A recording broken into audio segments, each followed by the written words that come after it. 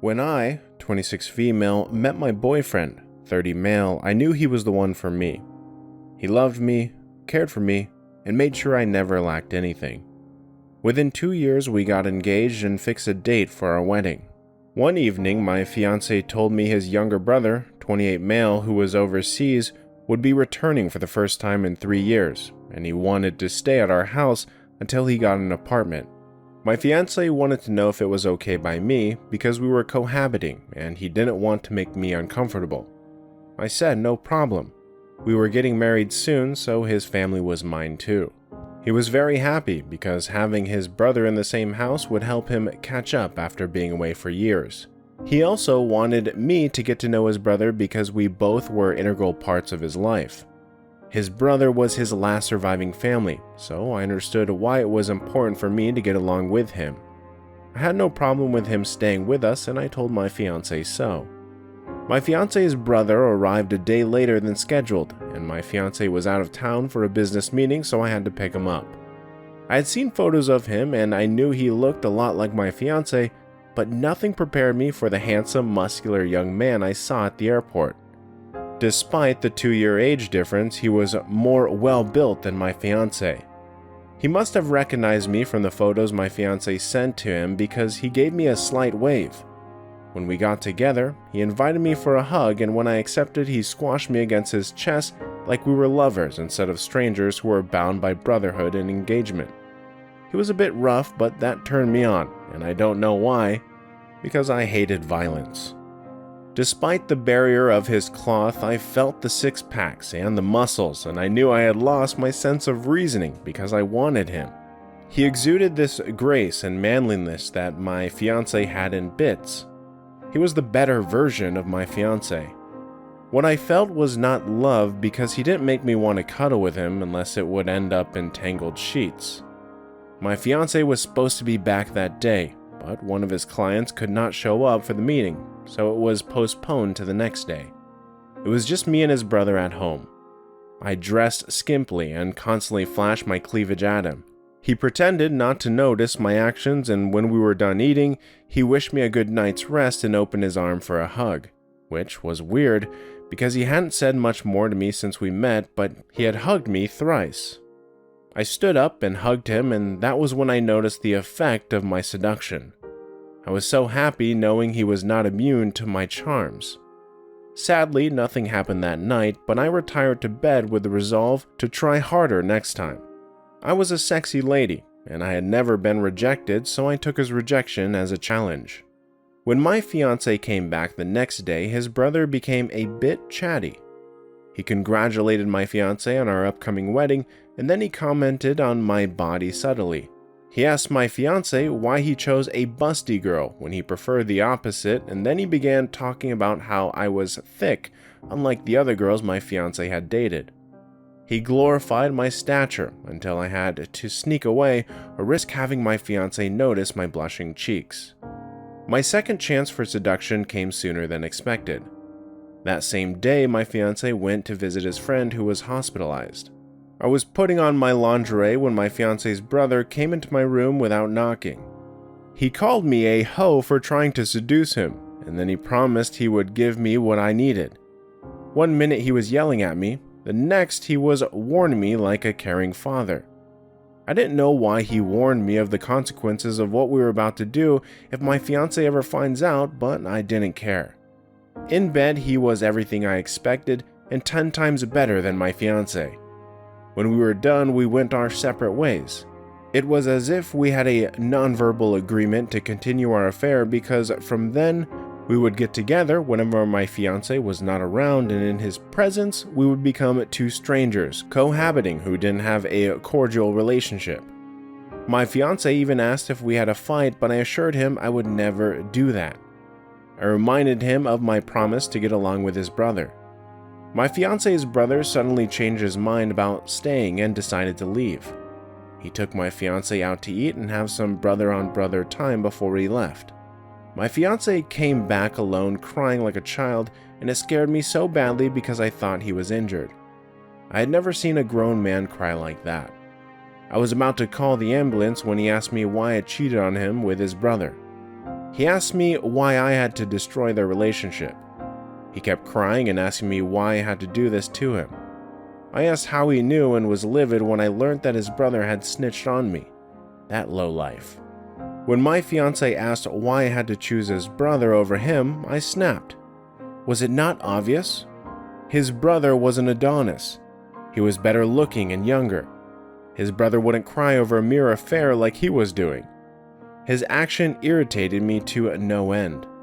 I took off the engagement ring I had on and held it out to him, but he didn't collect it. He stared at the floor for a long time and then drew me into his embrace. He apologized and told me to forget about the affair and his reaction.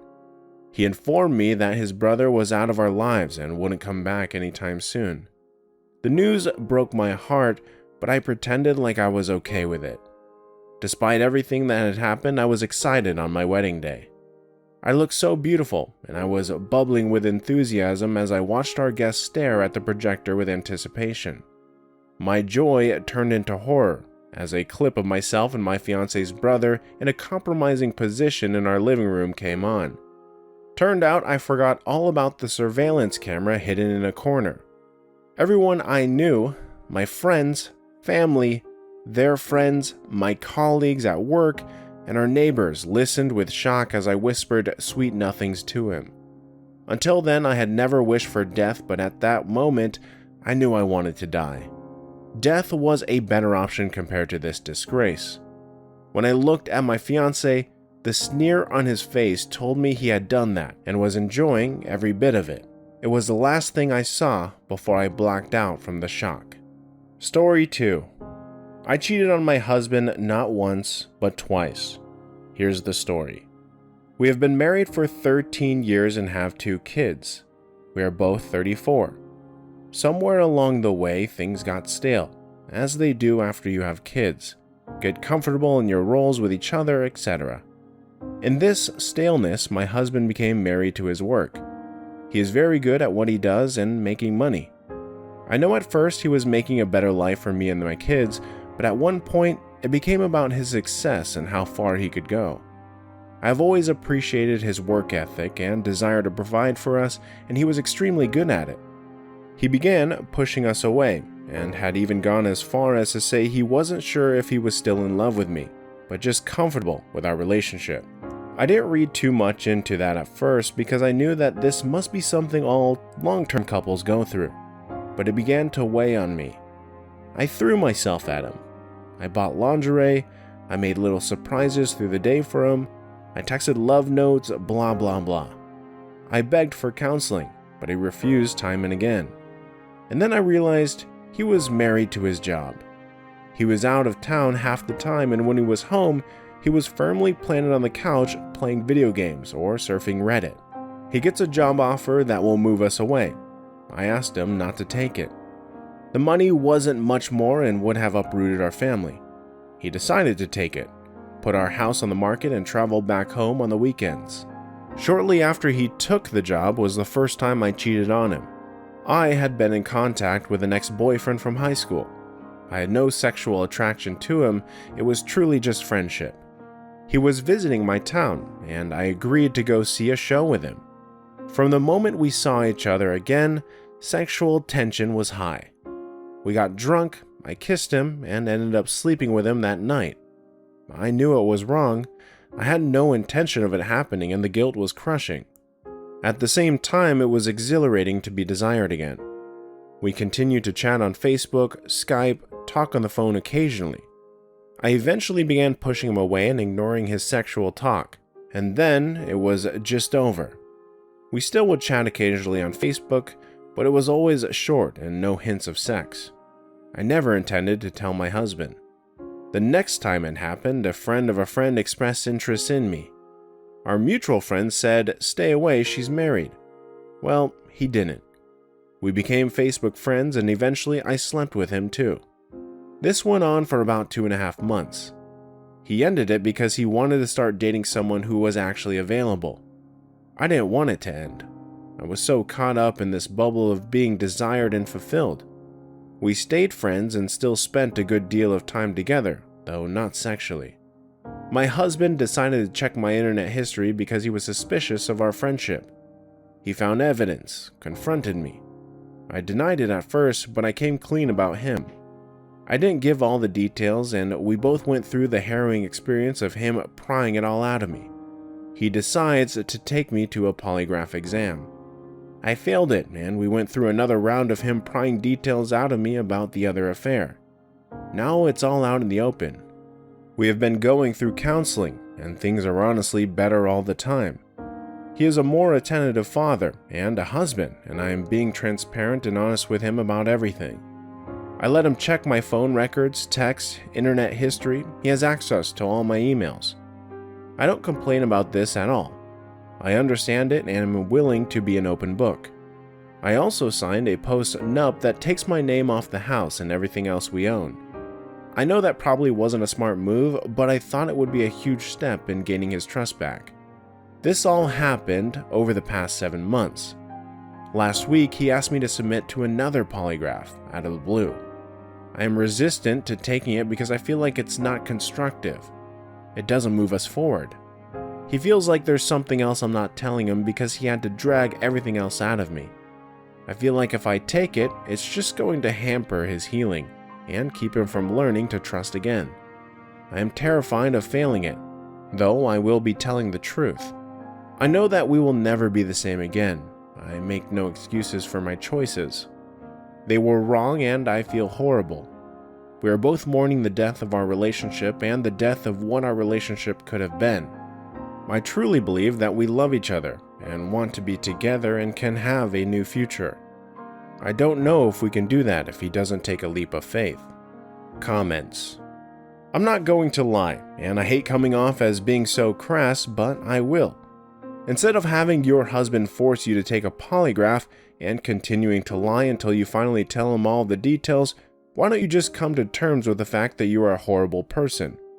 First time, sure, write it off as a mistake. There was alcohol, etc., etc. But the second time, straight up whore. You will never get his trust back, and honestly, you don't deserve. You're right. At some point, he will have to take a leap of faith, but you don't get to decide when that point is. Look at it this way. You were deceiving him. He found evidence. You lied about it. He persisted. You partially came clean, but still lied by omission. He made you take a polygraph. You lied again. After he continued to persevere, you eventually told him everything. For you, it is settled. For him, he's still on that path of not knowing whether he can trust you or not. As far as he knows, you are both still in that cycle of him persisting and trying to get at the truth and you denying him it. So far, you've only failed polygraphs. Why is it too much to ask that you pass one?